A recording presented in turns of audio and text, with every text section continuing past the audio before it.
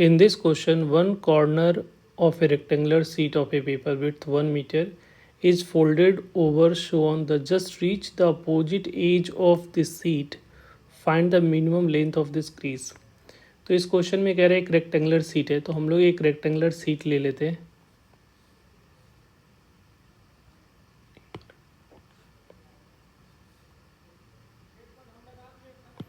एक rectangular seat ले लिया जिसका कह रहा है कि विड्थ जो है ये नीचे वाला विड्थ होगा तो ये 1 मीटर का है, और इसको कहीं यहाँ से फोल्ड कर रहे हैं। ठीक है, इस पॉइंट से इसको फोल्ड इस तरीके से कर रहे हैं।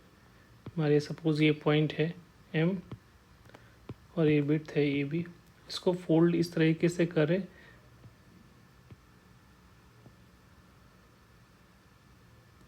ये जो बी पोर्शन है वो इस पे आ जाए। ठीक है, ये बी ऐसे फोल्ड करोगे तो ये जो है यहाँ पे इसके एज पे ये आ जाना चाहिए, ये बी वाला पार्ट।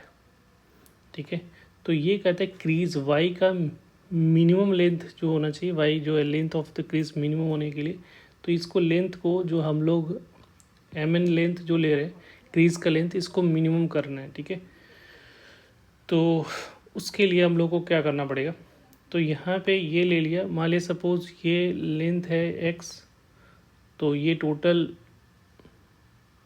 हम लोग एक्स 1 मीटर ले तो 1 माइनस एक्स हो जाएगा। ये इधर वाला लेंथ क्योंकि टोटल 1 मीटर है तो इधर एक्स, तो ये 1 माइनस एक्स। तो इससे जो ट्रायंगल का फॉर्मेशन है इस तरह से कुछ बन रहा होगा फिगर। भाई ठीक है, ऐसा छोड़।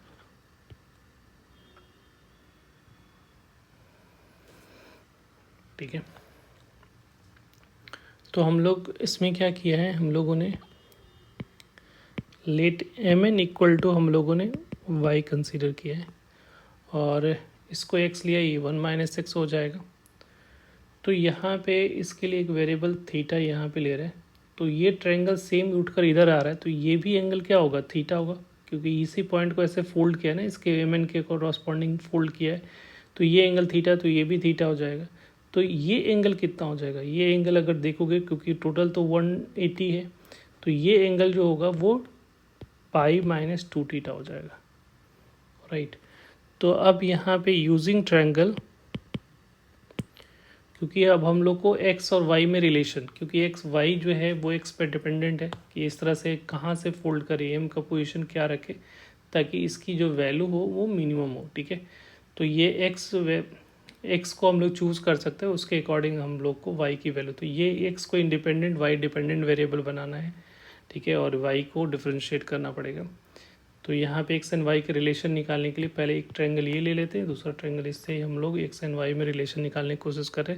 तो using triangle B M N, तो ये रेक्टेंगल है तो 90 डिग्री होगा, तो यहाँ पे ये थीटा है, ये बेस और ये हाइपोटेन्यूज हो गया, तो उसके लिए रिलेशन के लिए कॉस थीटा लगा सकते हो, तो cos theta is equal to क्या हो जाएगा, बेस एक्स बाई वाई हो जाएगा। उसी तरह से यूजिंग ट्रायंगल हम दूसरा ट्रायंगल ले रहे हैं, triangle A B dash A M ले लेते हैं, तो ये भी राइट एंगल ट्रायंगल है, तो यहाँ पे बेस क्या 1 माइनस एक्स है और थीटा की जगह पे ये जो ये एंगल ले रहे हो वो पाई माइनस 2 थीटा, तो cos pi minus 2 theta is equal to क्या हो जाएगा, बेस 1 माइनस एक्स, और ये देखो ये ट्रायंगल इधर से फोल्ड हुआ है, तो ये एम बी जो लेंथ होगा वो तो ये भी एक्स हो जाएगा। ठीक है, क्योंकि इसी को फोल्ड कर रहे हैं ना, तो ये इधर जा रहा है, तो ये लेंथ जो होगा वो एक्स के इक्विवेलेंट होगा। तो अगर ये ले रहे हो तो यहाँ पे बेस 1 माइनस एक्स और इसका हाइपोटेन्यूज जो हो रहा है वो एक्स हो रहा है, तो ये क्या हो जाएगा, माइनस कॉस 2 थीटा हो जाएगा। तो minus cos 2 theta is equal to 1 minus x divided by x, और कॉस थीटा को कॉस के टर्म में लिख के एलिमिनेट करना पड़ेगा, तो ये होता है 2 cos square theta minus 1 is equal to 1 minus 6 divided by x हो जाएगा। तो इसको सिंप्लीफाई किया तो ये आ रहा है 1 minus 2 cos square theta is equal to 1 minus 6 divided by x. Right, अब यहाँ पे हम लोग का वैल्यू सब्स्टिट्यूट कर लेते हैं कॉस थीटा का इक्वेशन 1 से, इसको इक्वेशन 2 बना लेते हैं, इक्वेशन 1 एंड 2 से कर लो। तो यहाँ पे वैल्यू सब्स्टिट्यूट किया और यहाँ पे हम लोग को क्योंकि यहाँ पे cos थीटा हम लोगों ने एज्यूम किया है रिलेशन एस्टेब्लिश करने के लिए, ठीक है। तो ये 2 cos थीटा की वैल्यू x बाई वाई का होल स्क्वायर हो जाएगा 1 माइनस 6 डिवाइडेड बाई एक्स। अब इसको सिंप्लीफाई करोगे तो ये आ रहा है 1 minus 2x square by y square is equal to 1 minus 6 divided by x. और इसी को हम लोग और सिंप्लीफाई करोगे तो 1 को इधर लेके चले जाओ तो 2x square divided by y square को क्या लिखोगे 1 माइनस 6 डिवाइडेड बाई एक्स हो जाएगा। तो यहाँ से वाई स्क्वायर की वैल्यू क्या आ जाएगी, तो यहाँ सिंप्लीफाई किया, इसको पहले सिंप्लीफाई कर लेते तो ये x और इधर 1 माइनस तो 1 और ये plus x divided by x हो रहा है तो ये हो जाएगा 2x बाई एक्स हो रहा है। तो वाई स्क्वायर निकालना होगा तो यहाँ पे वाई स्क्वायर उधर जाएगा तो ये नीचे में आएगा तो 2x cube divided by 2x minus 1 हो जा रहा है। तो y की वैल्यू क्या आ जाएगी, y की वैल्यू यहाँ से दिख रही है 2x cube divided by 2x minus 1 raise to the power 1/2 लिखो या इसी को हम लोग रूट में डाल दो तो ज़्यादा सही है। तो ये रिलेशन आ गया। अब ये y जो है फंक्शन ऑफ x हो जा रहा है। अब इसको मिनिमाइज़ करने के लिए डिफ्रेंशिएट करना पड़ेगा तो इसका dy बाई डी एक्स निकालो। तो dy बाई डी एक्स निकालेंगे तो पहले रूट को डिफ्रेंशिएट करेंगे तो 1/2 root under 2x cube divided by 2x minus 1 हो जाएगा। फिर यहाँ पे u बाई बी तो 2x माइनस 1, फिर इसका डिफ्रेंशिएशन करोगे तो 6x स्क्वायर फिर माइनस फिर 2x Q as it is रखना है, इसको ये 2 हो जाएगा डिवाइडेड बाई 2x माइनस 1 का होल क्यू, राइट। अब यहाँ पे dy बाई डी एक्स जो आएगा वो क्या आ रहा है, यहाँ पे सिंप्लीफाई करना पड़ेगा तो 1 upon root under 2x cube divided by 2x minus 1 into 2x minus 1 का होल स्क्वायर, ये होल क्यों नहीं होगा, होल स्क्वायर होगा। और इधर सिंप्लीफाई करोगे तो 8 क्यूब हो जाएगा, 6x क्यूब हो गया और यहाँ पे 4x क्यूब, ऐसा